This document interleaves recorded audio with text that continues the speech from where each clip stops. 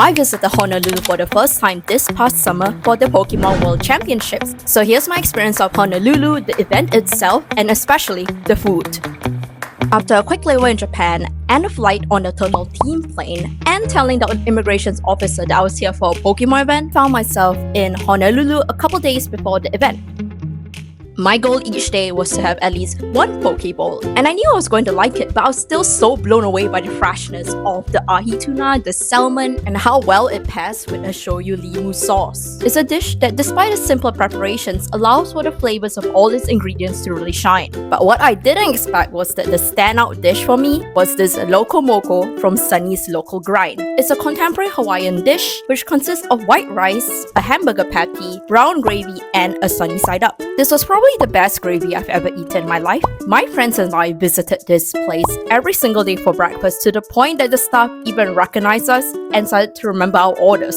And because Honolulu has quite a sizable Asian population, I also ate lots of Asian food, so it was like Asian food but large portion sizes, which is the best of both worlds. And that means there were lots of Asian flavored desserts as well, such as this ube gelato. This was my first time in the US as an adult, and I had a couple of pit stops I wanted to do, namely the Cheesecake Factory. And I must say, that was a very good cheesecake.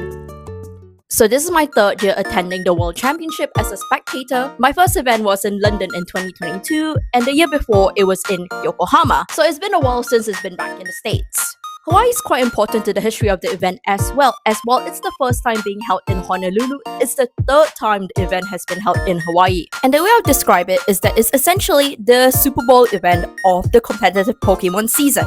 But before that, look at this absolute monster of a badge pickup line. I think I was in this line for at least 3 hours, and at every corner you turn, you thought maybe the end is near. But the end was not near, it just continued to snake along. But look at these competitor bags, they're pretty cute. And they also kind of look like my elementary school bags.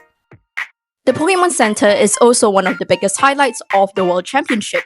The pop-up is themed to the city in which the Worlds is located for that year. And the World's merch is always the most in demand and basically sells out within the first few days. There was even a live band playing music throughout the entire time I was at the Pokemon Center, and it seems like they rotate the musicians. But it was a very nice touch in celebrating the local culture and musicians at this specific event. And the nice thing about being a spectator is that you get to enjoy the event stress-free. On the main stage, there are 4 games all lined up side by side with Unite, TCG, VGC, and Pokemon Go. And during the grand finals of each respective game, all of the screens will be showcasing that game. What I like about this setup is that during any tech difficulties, I can just turn my head to the right and watch. It's kind of a win-win situation. The venue itself was spectacularly large. The number of attendees and competitors have only increased in number over the years. But I am here for Pokemon Unite, which is the MOBA 5v5 game. I think the game itself lends a really good viewer experience, and the energy from the live crowd is completely unmatched to the other games. Although watching Unite for the past 3 years has made me feel, is this what football fans feel like? This is how energetic and loud the crowd gets as the grand finals are concluding.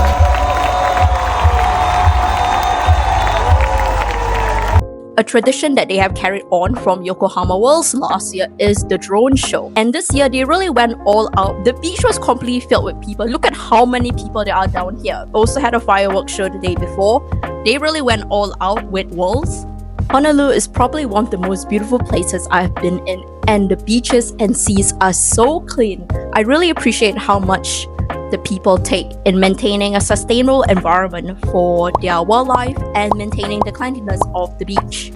I had a great time in Honolulu, and I really enjoyed the city, the food, and especially the Pokemon event. I love that the event really celebrates the local culture, and I look forward to attending more live events across the world.